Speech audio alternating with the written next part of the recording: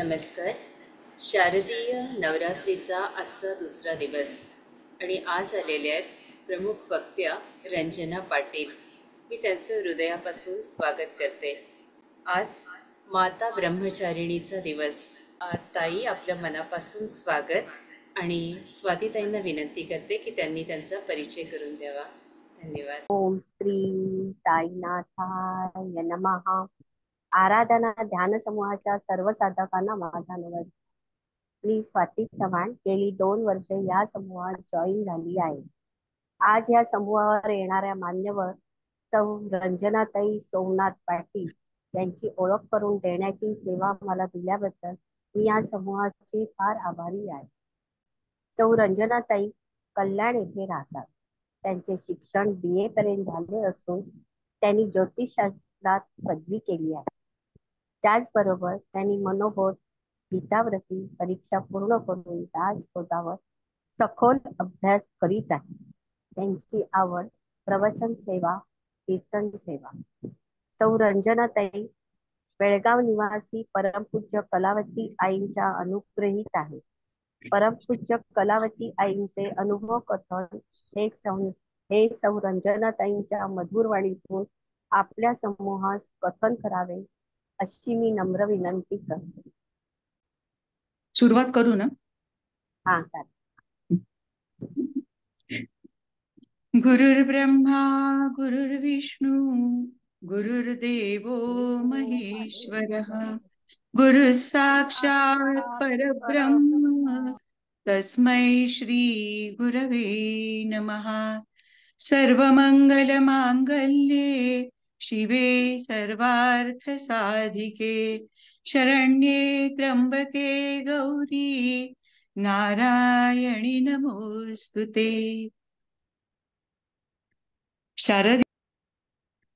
शारदीय नवरात्र आणि त्यातला आज हा द्वितीय दिवस आहे, दुसरा दिवस आहे. आपल्या या डॉक्टर प्रभाकर देशमुख शैक्षणिक आणि सामाजिक संस्थेच्या अंतर्गत स्थापना झालेला हा समूह आहे किंवा ही संस्था आहे. 2019 पासून आपली संस्था कार्यरत आहे आणि या आराधना ध्यान समूह आयोजित त्यांनी हे 21 दिवस स्त्री संतांचं गुणवर्णन करण्याचा संकल्प केलेला आहे आणि त्यामधलं आजचं हे दुसरं पुष्प गुंफण्याची संधी मला या व्यासपीठावर उपलब्ध झाली आहे. तर त्यासाठी प्रथम मी ऋताताई यांचे आभार मानते आणि त्यांच्या कृतज्ञतेतच राहण्याचा मी माझा विचार व्यक्त करते की कृतज्ञताच व्यक्त करावी आणि आभार मानावं असं मला पहिल्यांदाच असं वाटतं. आदिशक्तीच्या चरणी हे पुष्प समर्पित करताना या संस्थेतर्फे होणारं सामाजिक कार्य आहे ते सुद्धा खूप मोठं मोलाचं आहे आणि या कार्याला तोड नाही.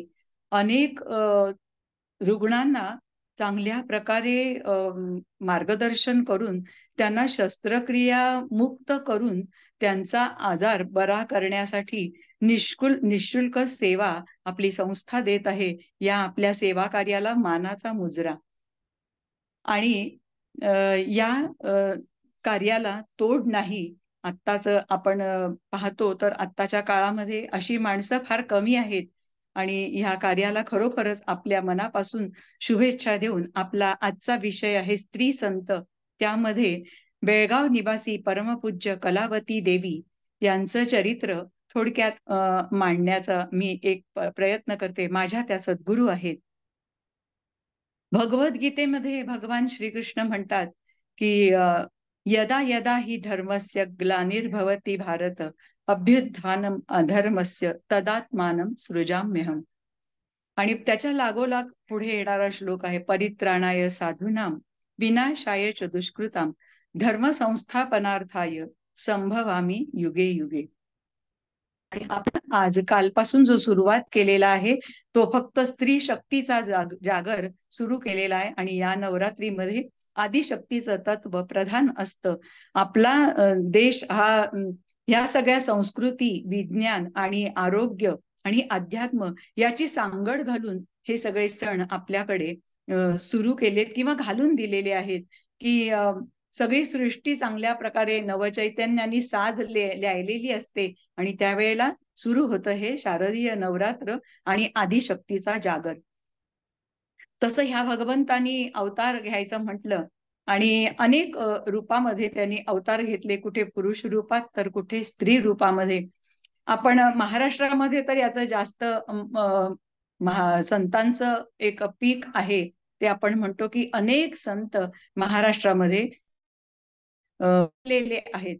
पण आज ज्यांचा आपण परिचय करून घेणार आहोत किंवा माहिती देणार आहे मी, तर त्या संत कलावती देवी यांचं थोडासा आपण बघितलं तर अवतार त्यांचा जिथे जन्म झाला ते ठिकाण, ज्यांचं बालपण गेलं ते ठिकाण आणि त्यांची कर्मभूमी असलेलं ठिकाण आहे ते हे ठिकाण म्हणजे कर्नाटक आणि महाराष्ट्र याच्यामधलं सीमा भाग, सीमा प्रांत किंवा आपल्याला सीमावाद म्हणून पण माहित असेल तर गोकर्ण, कारवार, बेळगाव, निपाणी हा सगळा सीमा भाग आहे.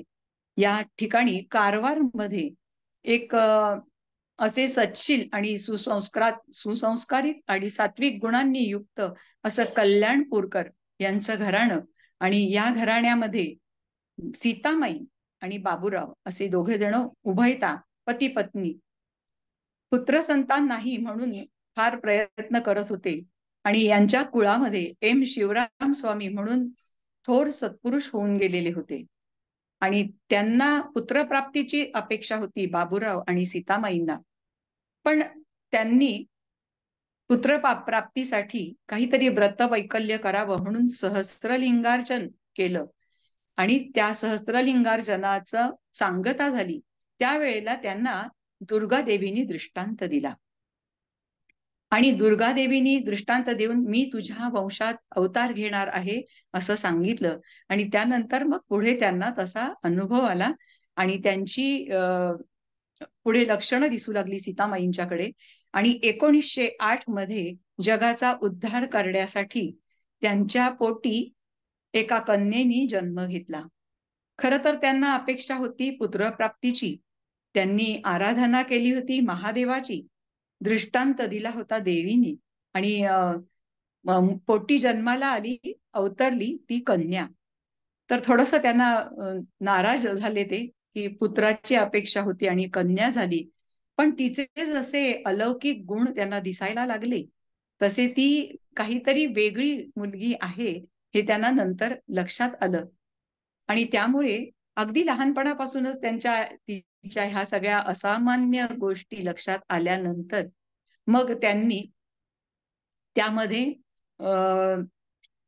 असा हे केला की आपण तिचं नाव आजीचंच नाव तिला ठेवलं आणि आपण असल्या बाळाला जन्म देण्याचं भाग्य आपल्याला लाभलंय अशा थोर बाळाला. यामुळे त्यांनी देवाचे आभार मानले.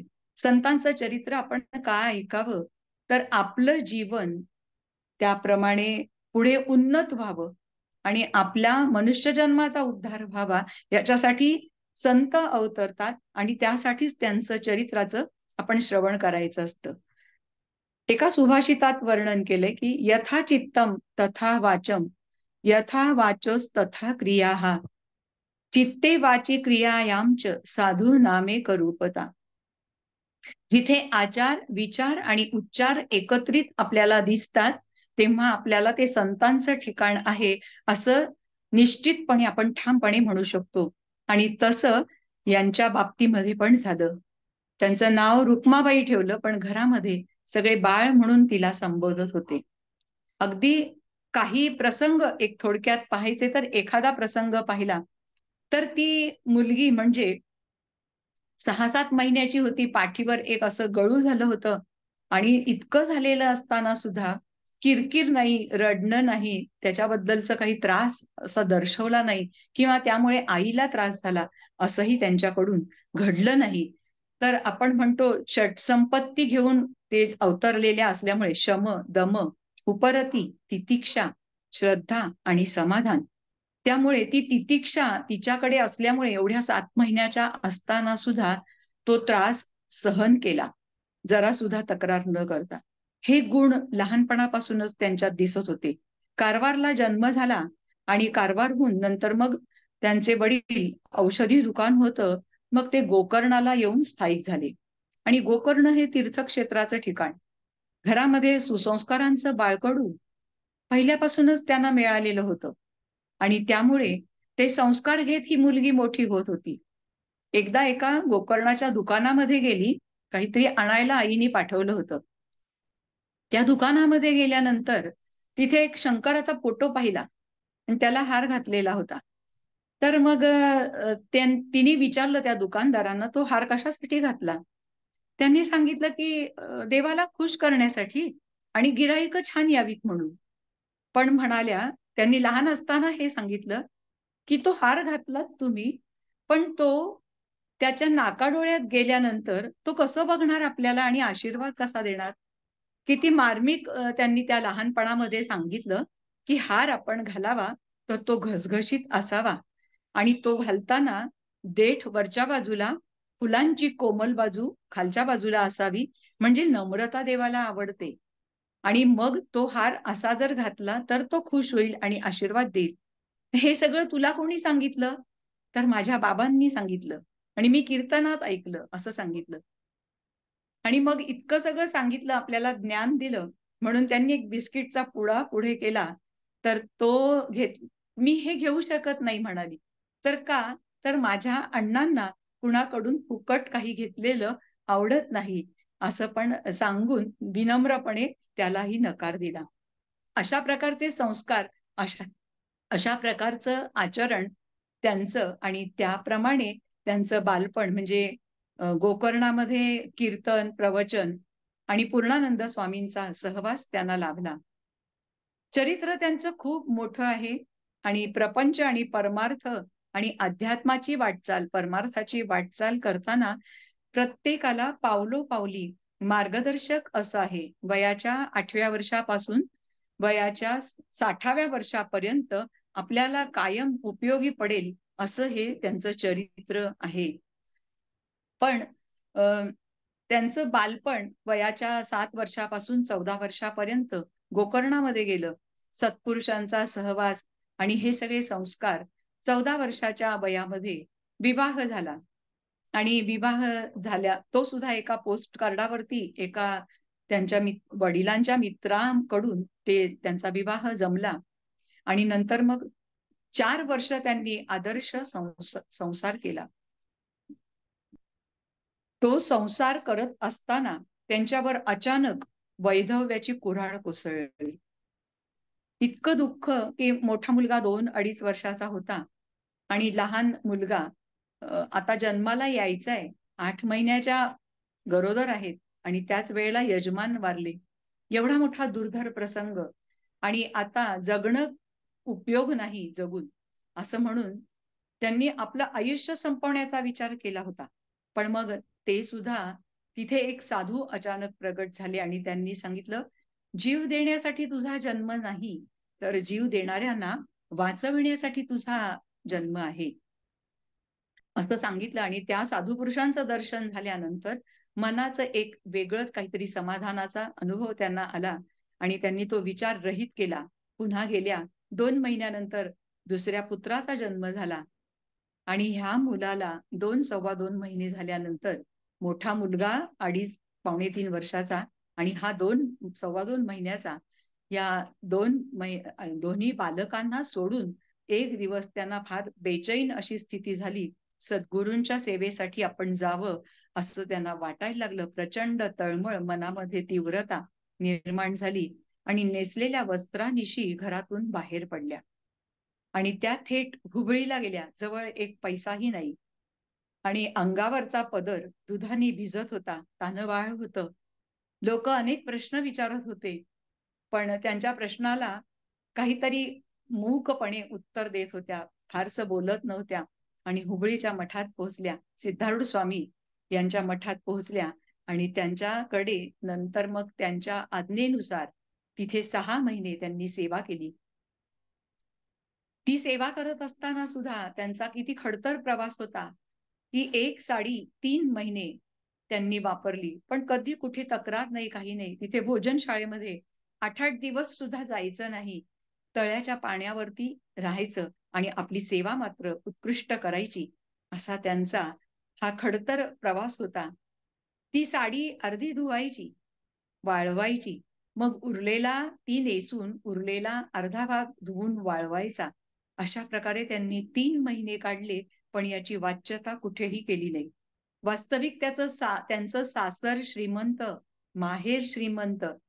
सासरी सुद्धा यजमान इन्स्पेक्टर होते, राहायला बंगला होता, घरात गडी नोकर-चाकर होते आणि सधनता होती. 2 मुलं होती तरी दोन्ही मुलांना घेऊन ऐशारामात आपलं आयुष्य जगू शकल्या असत्या. पण तरी सुद्धा जगाचा उद्धार करण्यासाठीच जन्म झालेला असल्यामुळे त्या इवल्याशा प्रपंचामध्ये त्या रमल्या नाहीत. आणि नंतर मग सद्गुरूंची कृपा संपादन करून त्यांनी सांगितल्याप्रमाणे 12 वर्षाची कीर्तन सेवा केली. तरुण वय 19-20 वर्षाचं वय, वयाच्या 32 वर्षापर्यंत त्यांनी ही कीर्तन सेवा केली. कर्नाटक, महाराष्ट्र, आंध्र प्रदेश, केरळ अशा विविध राज्यामध्ये कुणाच्याही मदतीशिवाय त्यांनी ही कीर्तन सेवा केली. अनेक प्रसंग आले, अनेक परीक्षा सद्गुरूंनी पाहिल्या आणि त्या परीक्षेमध्ये त्यांनीच त्यांना सहकार्य पण केलं. अशा प्रकारचं आपलं स्वतःचंच एक आयुष्य त्यांचा आदर्श म्हणून आहे. हे करत असताना काही काळ जरी मुलांचा थोडासा त्याग त्यांना या सेवेसाठी करावा लागला, तरी पुन्हा परत 12 वर्षाची कीर्तन सेवा करून स्वामी सिद्धार्थ स्वामींनी सांगितल्याप्रमाणे बेळगावला जाऊन तू स्थायिक हो आणि तिथे अज्ञ जडमूढ जनांना बोधामृत पाजून हरिनामाचं महत्व पटवून दे, अशी सद्गुरू सिद्धार्थ स्वामींची आज्ञा होती. आणि बेळगावला अनगोळमध्ये तू स्थायिक हो, असं त्यांनी सद्गुरूंनी सांगितलेलं होतं. आणि त्याप्रमाणे 12 वर्षाची त्यांची ही सगळी विविध ठिकाणची कीर्तन सेवा करून मग त्या बेळगावला येऊन स्थायिक झाल्या. आणि त्यावेळेला त्यांची मुलं पुन्हा त्यांच्या जवळ आली. मुलांचं शिक्षण, शालेय शिक्षण हे सगळं त्यांच्या बरोबरच झालं. त्यांना सोबत घेऊन सुद्धा त्यांनी कीर्तन सेवा केली. म्हणजे प्रपंच करत असताना सुद्धा परमार्थ कसा करता येतो याची उच्च शिकवण त्यांनी समाजाला दिली आणि तो आदर्शच समाजासमोर ठेवला. आणि त्यांच्या प्रत्येक कृतीमधून त्यांनी लोकांना आपलंसं करायचं आणि हरिनामाचं महत्व पटवून द्यायचं. अनगोळमध्ये आल्यानंतर इथला काही समाज होता, तो खूप अशिक्षित होता, मागासलेला होता आणि या लोकांना तू युक्तिप्रयुक्तीने हरिभजनाकडे वळव, अशी सद्गुरूंची तर आज्ञा होती. हे मोठंच शिवधनुष्य होतं आणि ही लोक, त्यांना स्वच्छता माहिती नाही, भाषा माहिती नाही, नीट राहणं माहिती नाही आणि त्यांचं जीवन सगळं व्यवस्थित नव्हतंच. अशा प्रकारच्या ह्या मंडळींना त्यांनी बोधांनी गोड बोलून आपल्याकडे वळवून घेतलं आणि त्यांना त्यांच्या रूढी परंपरांमधून मुक्त करून हरिभजनाचं महत्व पटवलं. हा समाज म्हणजे आपण बघतो बोहारी समाज, जुने कपडे आपल्याकडून घेऊन भांडी देतात, असा त्यांचा व्यवसाय आणि तो त्यांचा चरितार्थाचं ते साधन. आणि त्या काळामध्ये साधारण 1940च्या आधीचा काळ, तेव्हा उसाच्या चिपाडापासून बनलेल्या झोपड्यांमध्ये ही मंडळी राहत होती. आणि त्यामध्ये आता त्यांचं जर आपण इथे अनगोळला, बेळगावला येऊन जर पाहिलं तर त्यांचं आज त्या झोपड्या नाहीशा झाल्यात आणि तिथे कला, सिद्ध कला वैभव अशा प्रकारचं साक्ष देणारे बंगले उभे आहेत. आज त्या लोकांचं जीवन हे पूर्ण बदललेलं आहे. त्यांना भजनाचं महत्व पटवून दिलेलं आहे. आणि 1942 पासून आईंनी बेळगावला श्रीहरी मंदिर स्थापन केलं. पण हे श्रीहरी मंदिर हे जगातलं एकमेव असं मंदिर असेल की ते स्त्रीधनावर उभं राहिलेलं आहे. कारण ज्या वेळेला 1942 मध्ये मंदिर बांधण्याची तयारी सुरू होती, त्यावेळेला जवळ तर एकही पैसा नाही. पण हे मंदिर उभं करायचं कसं? तर त्यावेळेला त्या लग्न झाल्यानंतर त्यांच्याकडे जे 22 तोळे दागिने होते, ते दागिने सिद्धार्थ स्वामींच्या मठात जाण्यापूर्वी एका बाईंनी मागून नेले होते आणि ते परत आणून दिले नव्हते. त्या दागिन्यांचे सव्याज रक्कम त्यांना परत मिळाली आणि यजमानांकडून एका सिनियर ऑफिसरनी घेतलेली रक्कम ती सुद्धा त्यांना सव्या परत नेऊन दे असं कोणी साधूंनी सांगितलं आणि त्यांनी ती परत आणून दिली. अशा प्रकारे मंदिर बांधण्यासाठी आर्थिक व्यवस्था ही भगवंतांनी जुळवाजुळव करून दिली आणि मग त्यांनी त्यामधून बेळगावचं श्रीहरी मंदिर उभं केलं. आज 1942 मध्ये स्थापन झालेलं हे मंदिर 82 वर्ष पूर्ण झालीत आणि यामध्ये तिन्ही त्रिकाळ इथे आईंनी सांगितल्याप्रमाणे भजनाचा नेम होत असतो, उपासना होत असते. सकाळी 7 ते 8:30, संध्याकाळी 5:30 ते 7 आणि रात्री 9 ते 10 अशा प्रकारे भजनाचं एक वळण आईंनी घालून दिलेलं आहे. भजन म्हणजे काय तर देवाला आळवणे, त्याची करुणा भाकणे. मी असहाय्य आहे, मी एक छोटा आहे ही कबुली देणे म्हणजे भजन. ती तळमळ व्यक्त करायची आणि माझा उद्धार कर म्हणून आपण त्याच्याकडे विनवणी करायची. भजन म्हणजेच नामस्मरण असं आईंनी पटवून दिलेलं आहे. खरं तर मनुष्य प्राण्याला जन्माला येताना बाळ जेव्हा आईच्या पोटात असतं, त्यावेळेला जे हृदयाचे ठोके असतात, त्याच्यावर ते आपल्या आईला ओळखत असतं. ती म्हणजे नादाची सवय लहान जीवाला पहिल्यापासूनच असते आणि तो कळतो. म्हणून आईंनी भजनाची गोडी लागावी यासाठी सांगीतिक म्हणजे शास्त्रीय संगीत आधार असलेलं भजन सर्वांसमोर ठेवलेलं आहे. सर्वजण म्हणू शकतात सामुदायिक पद्धतीने आणि संघशक्ती कलियुग असं कलियुगामध्ये सामुदायिक प्रार्थनेचं खूप महत्व आहे.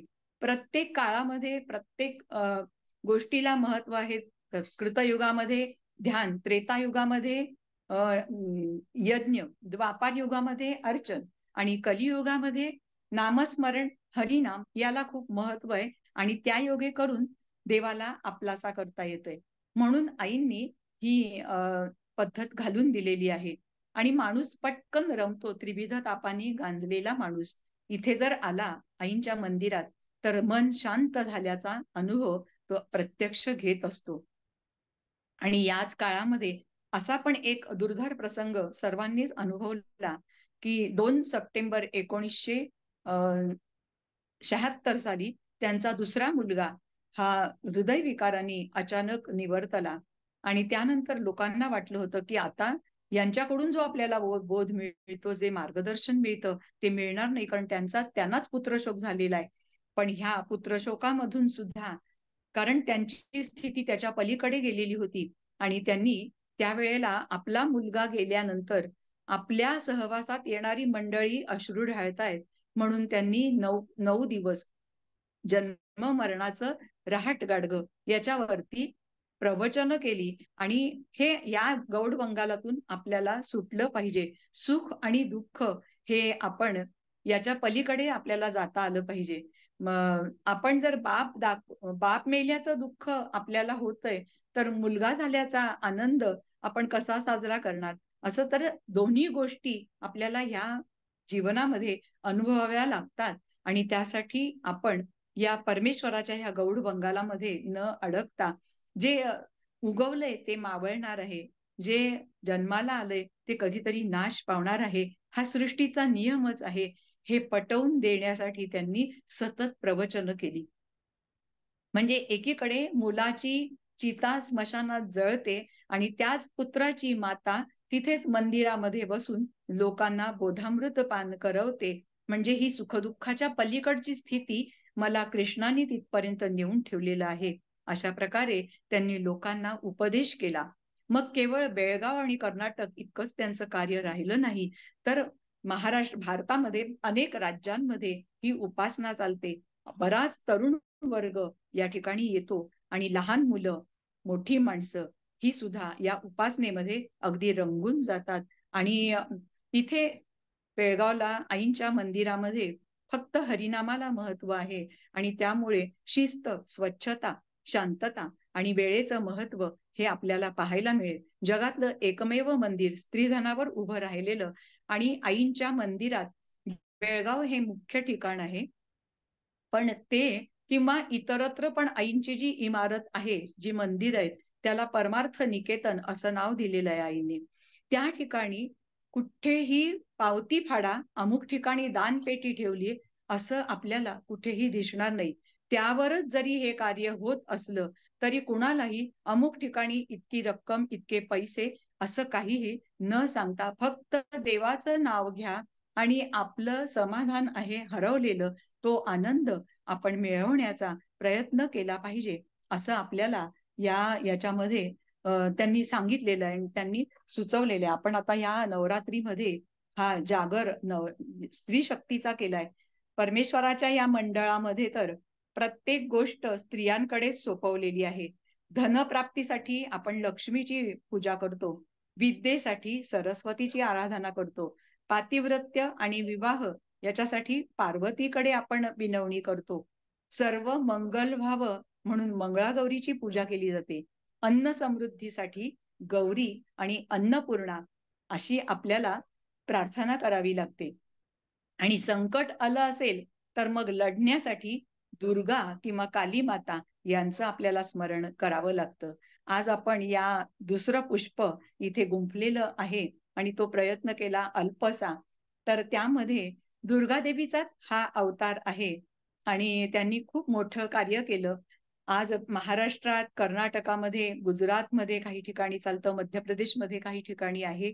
परदेशामध्ये पण त्यांचे भक्त जिथे जिथे गेलेले आहेत तिथे तिथे आईंची ही उपासना होते. आणि त्यांनी लिहिलेली पुस्तकं खूप सुंदर आहेत. बालोपासना म्हणून एक छोटीशी प्रार्थना आहे. लहानपणापासून मुलांना चांगलं वळण लागावं म्हणून त्यांनी लिहिलेली बालोपासना आहे. आणि गोपाळकाला, सत्वशील राजे, संतमेळा, सुबोध भानू, त्रिवेणी संगम, कथा सुमनहार, सिद्धार्थ वैभव, श्रीकृष्ण प्रताप आणि त्यांचं चरित्र त्यांच्या शिष्या एम विशालाक्षी यांनी लिहिलेलं ते आहे गुरुमाय गुणगान. आणि आईंनी स्वतः अनेक संतांचे अभंग एकत्र करून सोमवार ते रविवार पर्यंत प्रत्येक वाराचं भजन असा एक त्रिकाल संध्या जशी आपण पूर्वापार पाहतो तसा नेम हा दिलेला आहे, की 3 वेळा हा भजनाचा परिपाठ त्यांनी घालून दिलेला आहे आणि असंख्य लोक या भजनामध्ये सहभागी होऊन तो आनंद लुटत असतात. आणि असा आनंद प्रत्येकालाच लुटता यावा, आपला आयुष्याचा उद्धार नरजन्माचं सार्थक व्हावं, याच हेतूनी आईंनी ही प्रार्थना आणि उपासना सुरू केलेली आहे. आणि याच्यामध्ये आपण आपल्याला जितकं सहभागी होता येईल त्याप्रमाणे आपण होण्याचा प्रयत्न करायचा. तर कोरोनाचा काळ सोडला तर अखंड आता इथे इतकी वर्ष या ठिकाणी ही उपासना चालू आहे, 82 वर्ष अखंडपणे. आत्ताच 116वा आईंचा जयंती उत्सव झाला आणि त्यांनी समाधी घेऊन 46 वर्ष झाली. आणि आईंचं सांगण्याचा हेतू काय? भजन मार्ग आईंनी दाखवला तर हे टाळ कुटणे असं हा हेतू नाही. रिकाम टेकड्यांचं हे काम नाही. आज आपण आपल्याला माहितीये की अष्टांग योग, आपण योग साधना सर्वजण करता, सर्वजण ज्ञानी आहात. यम, नियम, आसन, प्राणायाम, प्रत्याहार, धारणा आणि ध्यान आणि त्यानंतर समाधी म्हणजे अष्टांग योगामधले हे प्रकार आहेत. याच्यामधला 7वा भाग आहे तो ध्यानाचा आहे. पण सामान्य माणसाला जर पटकन ध्यानाला आपण बसवलं तर त्याला ते जमलं पाहिजे. कारण त्याच्यासाठी त्याला आसन घालता आलं पाहिजे, आसन जमलं पाहिजे. आसनाच्या आधी त्याला नियम माहिती पाहिजेत आणि मग त्यानंतर मग बाकीचं पुढची प्रगती तो साधू शकतो. आईंनी हा भजन मार्ग दाखवलेला आहे. एकाच माणसाचा उद्धार करण्यापेक्षा अनेक लोकांना एका चांगल्या मार्गाकडे घेऊन जाण्यासाठी त्यांनी हा भजन मार्ग सर्वांसमोर ठेवलेला आहे. आणि या भजनरूपी शाळेमध्ये, परमार्थ निकेतन शाळेमध्ये आईंचं सांगणं असं की पहिलं कायेला वळण लागलं पाहिजे, आपल्या शरीराला लागलं पाहिजे, बसलं पाहिजे, आसन घातलं पाहिजे, मग वाणीला आपल्या वळण लागलं पाहिजे आणि नंतर काया, वाचा आणि मग मन, म्हणजे मग हे चंचल मन स्थिरावलं पाहिजे. अशा प्रकारचा उपदेश त्यांनी केलेला आहे. आपल्या नियोजित वेळामध्ये जितकं जमलं तितकं मी पटापट सांगण्याचा प्रयत्न केलाय. चरित्र खूप मोठं आहे. प्रत्येकाने एकदा तरी ते वाचावं. आणि बेळगावला आईंचं जो भूलोकीचा स्वर्ग आहे, जे जगातलं एकमेव मंदिर आहे, या मंदिरात येऊन आपण भजनाच्या वेळेत आलात तर आपल्याला व्यवस्थित दर्शन मिळतं, नाहीतर मग मंदिर बंद असल्यावर बाहेरून दर्शन घेता येतं. पण आपण जरूर यावं आणि भूलोकीच्या या स्वर्गाचं दर्शन घ्यावं. अशा पद्धतीने हा आज दुर्गा देवीचा अवतार आणि त्यांचं मी चरित्र थोडक्यात सांगण्याचा, मांडण्याचा अल्पसा प्रयत्न केलेला आहे. तर ऋताताईंनी मला संधी दिली त्याच्याबद्दल मी खूप आभारी आहे. आणि जाताना एक श्लोक एवढाच म्हणते आणि माझ्या वाणीला विराम देते. सर्वेपि सुखिनः सन्तु, सर्वे सन्तु निरामयः, सर्वे भद्राणि पश्यन्तु, मा कश्चित् दुःखमाप्नुयात्.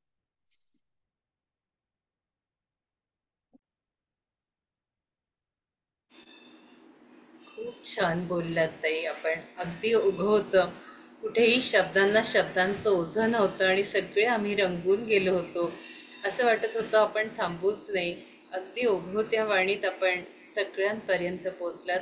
आज जवळजवळ 82-83 मंडळी आपल्याला ऐकत होती.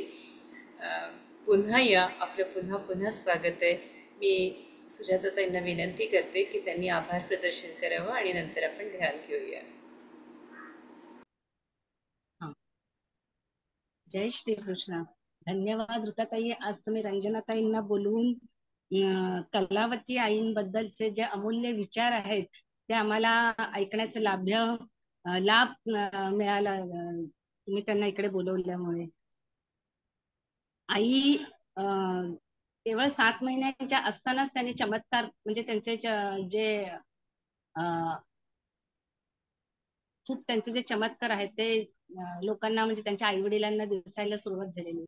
केवळ 7 महिन्याचं असताना गळू आला. किती त्रास होतो गळू आल्यावर, पण ते त्यांनी काहीही आपल्याला त्रास होत नाहीये अशा प्रकारे त्यांचं वर्तन होतं. नाहीतर किती आई वडिलांना त्रास होतो ना असं काही झालं तर. तर ते केवळ संत मंडळी असतात त्यांनाच अशा प्रकारचं म्हणजे जमतं.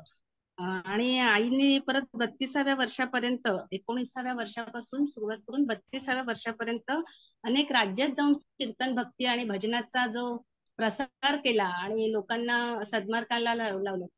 केवळ खूपच छान.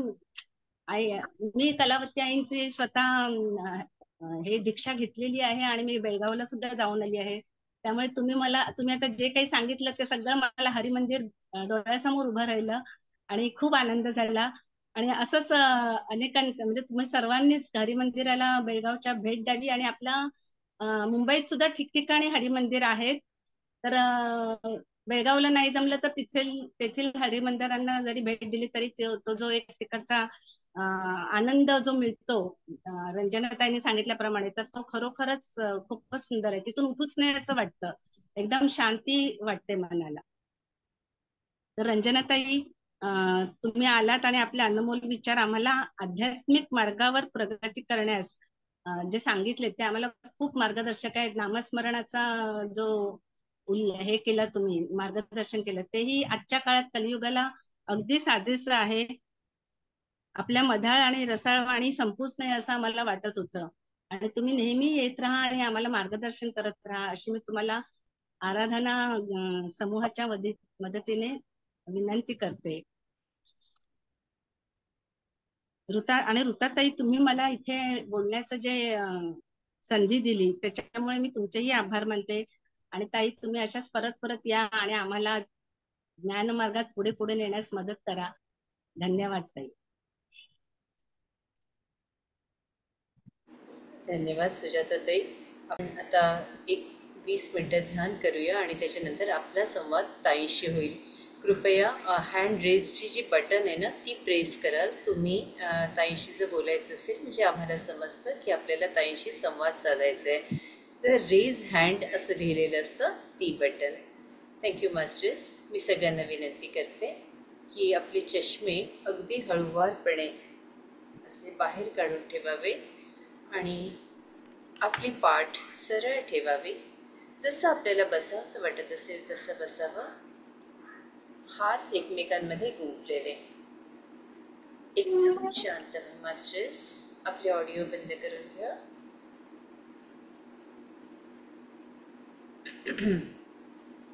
एकदम शांत.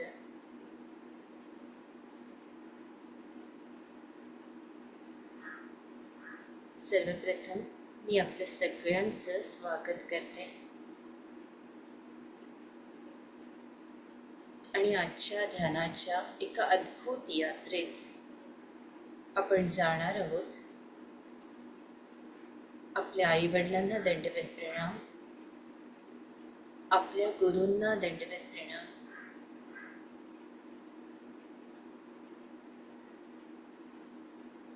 आपल्या गुरूंचा हात पकडून 5 पायऱ्या आपण चढतो आहोत. 5, 4, 3, 2, 1, 0. बेळगावच्या धामात आपण आलेलो आहोत आणि माता कलावती आई यांच्या मंदिरात, हरी मंदिरात आपण पोचलेलो आहोत.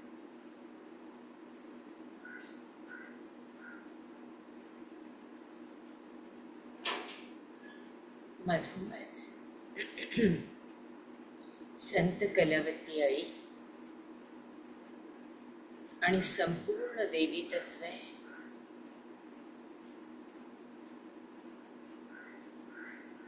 यांच्या ऊर्जेशी एकरूप व्हा मास्टर्स.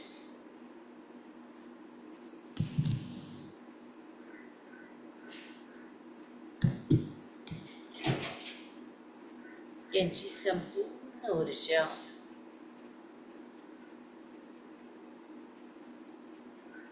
आपल्या हृदयाशी, हृदयातील स्पंदनांशी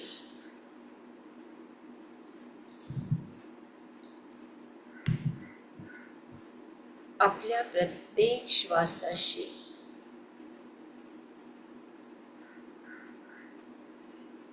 एकरूप झालेली आहे.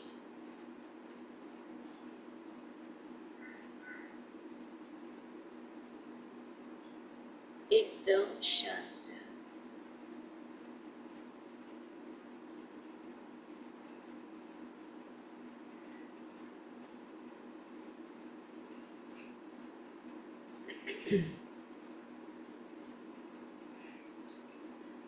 मास्टर्स,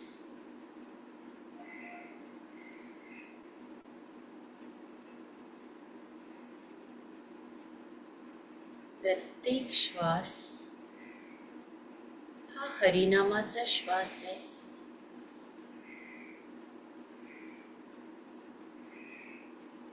प्रत्येक श्वास आत येताना तो श्वास राम या बीजमंत्रानं आत येतो आणि आपल्याला ऊर्जावान करतोय.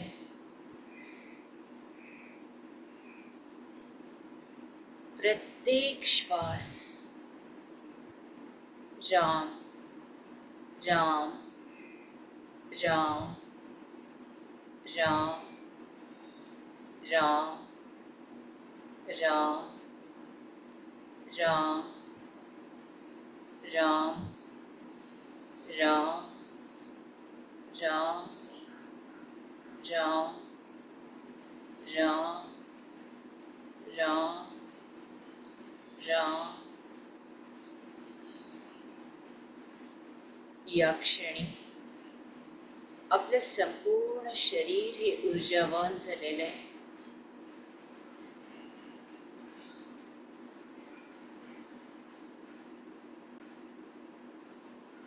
आणि जे काही दुखणं आहे, जी वेदना आहे,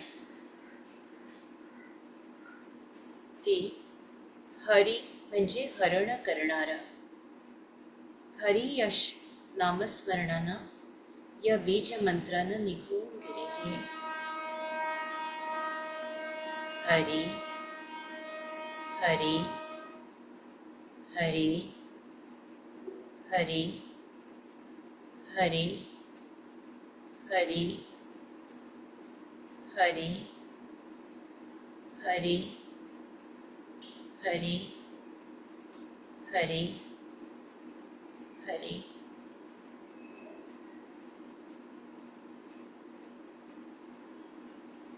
जो भी त्रास है, वेदना है, दडपण आहे,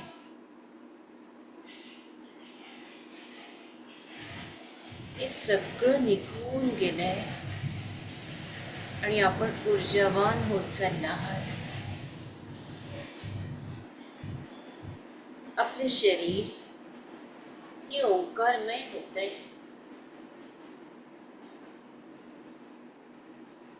शरीरातील 1,72,000 नाड्यांमध्ये हा ओंकार पोचवा मास्टर्स.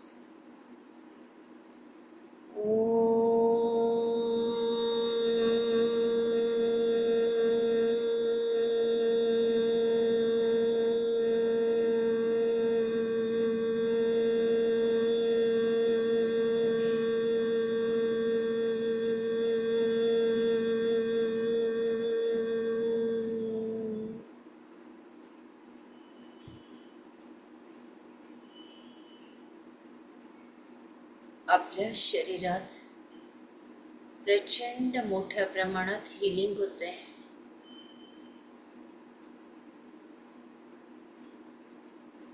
शरीरातील प्रत्येक पेशीत, परतेत, अवयवात ही ऊर्जा पोचते. सूर्याची सगळी ऊर्जा, त्यांचा प्रकाश शरीराला ऊर्जावान करतोय. धियो यो नः प्रचोदयात् तत् सवितुर्वरेण्यं भर्गो देवस्य धीमहि. धियो यो नः प्रचोदयात् तत् सवितुर्वरेण्यं भर्गो देवस्य धीमहि. धियो यो नः प्रचोदयात् तत् सवितुर्वरेण्यं भर्गो देवस्य धीमहि.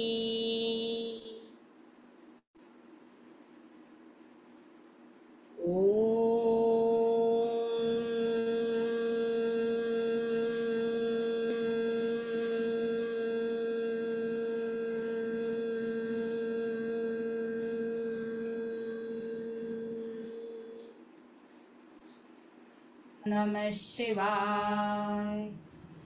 ओम नमः शिवाय. ओम नमः शिवाय. ओम नमः शिवाय.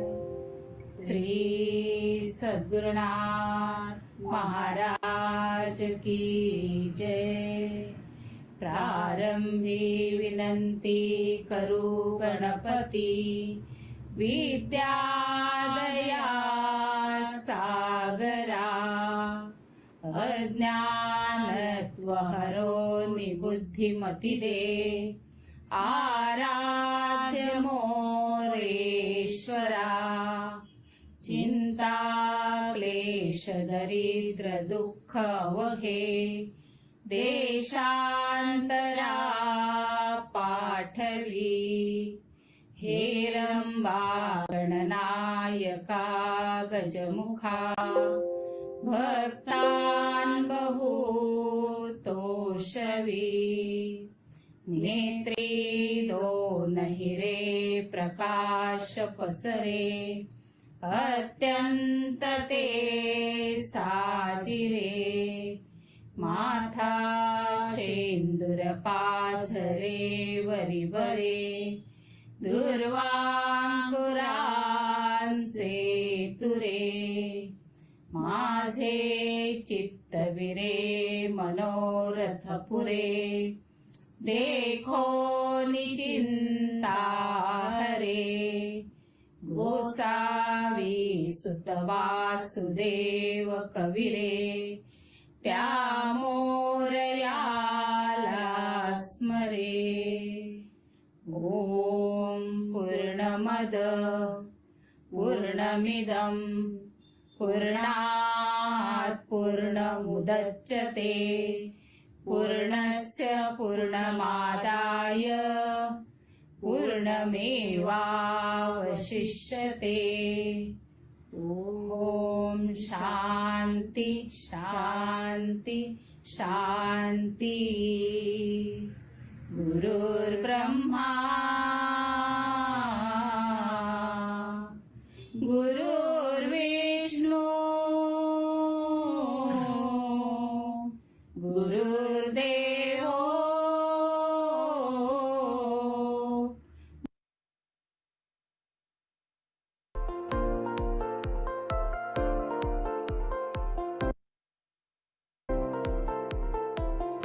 राजा पंढरीचा नायका माय बाप गणगोता सर्व असे परी माय बाप गणगोता सर्व असे परी तुझविण नदीचे सखा माझा पंढरीचा नायका तुझविण नदीचे सखा माझा पंढरीचा नायका माझा पंढरीचा नायका प्रवाहुदी तारका माझा पंढरीचा नायका माझा पंढरीचा नायका नाम तुझे बहु गोड परिणागे मन दाड नाम तुझे बहु गोड परिणागे मन दाड प्रयत्न जाय फुका माझा पंढरीचा नायका प्रयत्न जाय फुका माझा पंढरीचा नायका माझा पंढरीचा नायका प्रवाहुदी तारका माझा पंढरीचा नायका माझा पंढरीचा नायका निद्रा आळस सदा भोगविती आपदा निद्रा आळस सदा भोगविती आपदा भजनात देती धक्का माझा पंढरीचा नायका भजनात देती धक्का माझा पंढरीचा नायका माझा पंढरीचा नायका भवाबुधी तारका माझा पंढरीचा नायका माझा पंढरीचा नायका देई संत संगती भजनी रंग विमती देई संत संगती भजनी रंग विमती पुंडलिक वरदायका माझा पंढरीचा नायका पुंडलिक वरदायका माझा पंढरीचा नायका माझा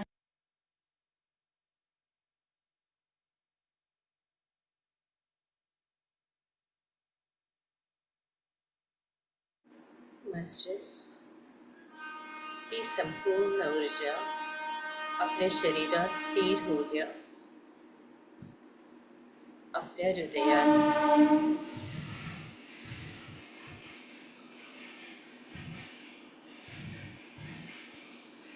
आपल्या गुरुतत्वाला दंडवत प्रणाम.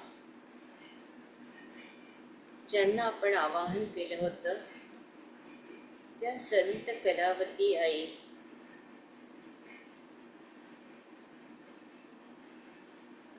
संपूर्ण देवी तत्व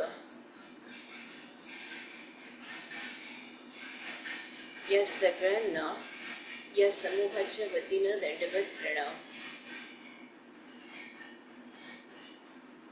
सूर्यनारायण भगवंताला दंडवत प्रणाम. भगवान श्रीकृष्ण आणि श्रीमती राधाराणी यांना दंडवत.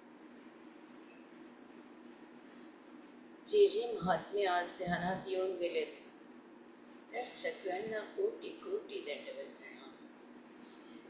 मास्टर्स, चैतन्य तिकडे यावं. आपले दोन्ही हात सुंदर डोळ्यांवर. 5 4 3 2 1 0. या विश्वाला आशीर्वाद द्यावा.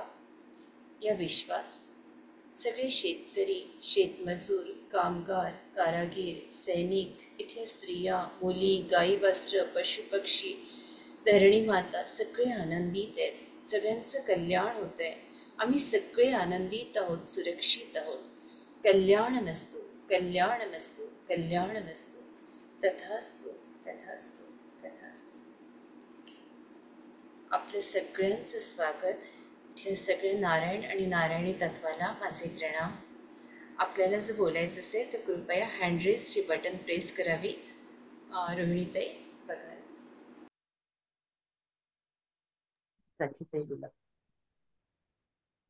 नमस्कार रंजनाताई. ओम शिवाय.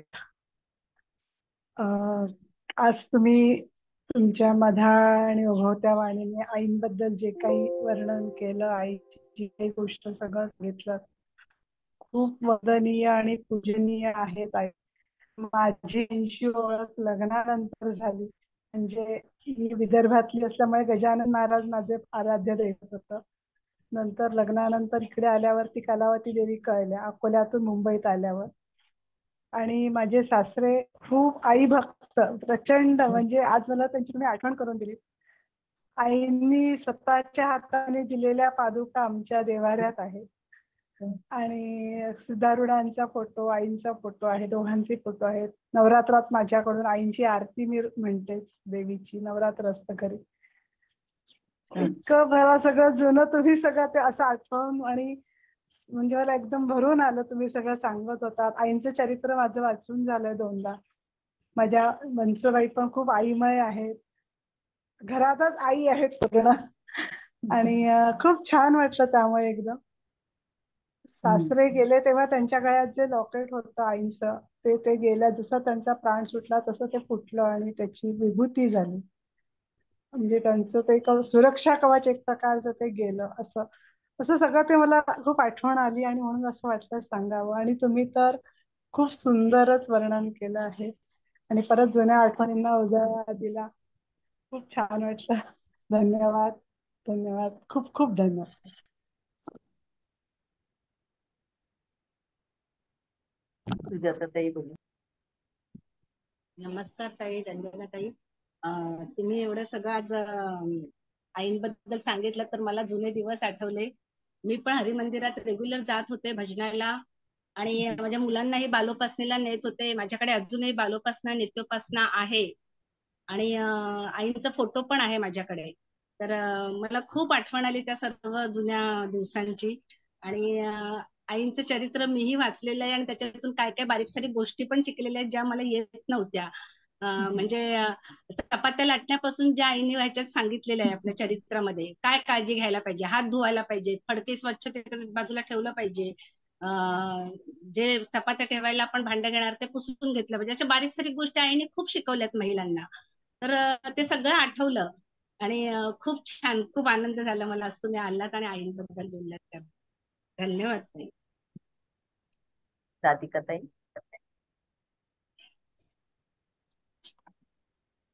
नमस्कार ताई, ताई. कधी कधी कसं असतं, कोणाबद्दल काही कळतच नाही की आपण आता त्या कलावती आई आपण असं ऐकतो काही पण म्हणजे खरंच ती व्यक्ती तशी नसते. खूप वेगळी असते.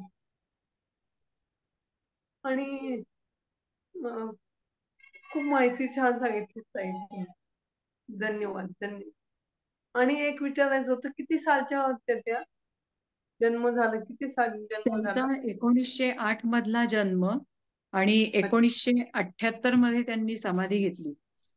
अच्छा बरं. जवळजवळ म्हणजे लहानपणापासून त्यांचं उद्बोधक चरित्र आहे, पण 45 वर्ष त्यांनी आपल्या रक्ताचा बिंदू आणि बिंदू समाजासाठी आणि समाजाच्या उन्नतीसाठी खर्च केला. हा, प्रत्येक जण असं कोणीतरी येतं, असं काहीतरी कार्य सांगितलेलं असतं देवाने आणि त्यानुसार. खूप छान, धन्यवाद ताई. नमस्कार. सरिताताई. नमस्कार रंजनाताई. खूपच छान माहिती सांगितली. मला आमच्या पूर्वीचे दिवस आठवले. आमच्या गावी राहायचो तेव्हा जवळपास हरिमंदिर होतं आणि तिथे नेहमी तिथे हे चालू असायचं. परंतु कामाच्या व्यापामध्ये कधी जायला नाही मिळालं. पण आज तुमच्याकडून त्यांचं सगळं चरित्र ऐकायला मिळालं आणि छान वाटलं. खूप छान. धन्यवाद. खूप खूप धन्यवाद. दिवाळीताई. आत्मवंदन ताई, खूप छान. आमच्या ग्रुपतर्फे ही जी नवीन सिरीज आहे वेगवेगळ्या संतांबद्दलची माहिती, तर तुम्ही सगळे जे येणारे पाहुणे आहात, महाराष्ट्रातल्या देशातल्या कानाकोपऱ्यातले वेगवेगळ्या स्त्री संतांविषयी कळतंय आणि महाराष्ट्र कसा संतांची भूमी का म्हटलं जातं त्याचा म्हणजे हा ऐकल्यावर, यांच्याबद्दलची माहिती ऐकल्यावर कळालं. कारण आपण फक्त पाठ्यपुस्तकांमधनं नेहमीची कॉमन जी लोक आहेत त्यांच्याबद्दलच ऐकतो आणि आपल्याला पंजाबची लोक नेहमी म्हणतात की तुमचं महाराष्ट्र म्हणजे काय, संतांची भूमी. पण ते खरंच जी लोक त्या ह्याच्यात असतात त्यांना हे माहित असतं की किती कानाकोपऱ्यात महाराष्ट्रात संत होऊन गेलेले आहेत. खूप छान वाटलं. खूप सगळी नवीन माहिती होती. मी कधीही ऐकलेलं नव्हतं. फार छान वाटलं. खूप खूप धन्यवाद. खूप खूप धन्यवाद रंजनाताई. खूप अत्यंत उद्बोधक माहिती आपण सगळ्यांपर्यंत पोहोचवली. मी पुनश्च आपल्याला धन्यवाद देते अगदी हृदयापासून आणि इथेच आपली सगळ्यांची मास्टर्स रजा मागते. धन्यवाद.